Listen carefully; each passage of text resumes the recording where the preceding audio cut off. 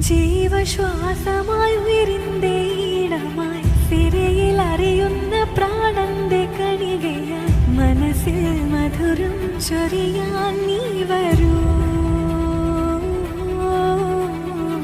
ഹൃദയം കുളിരായി തഴുകും തെന്ന്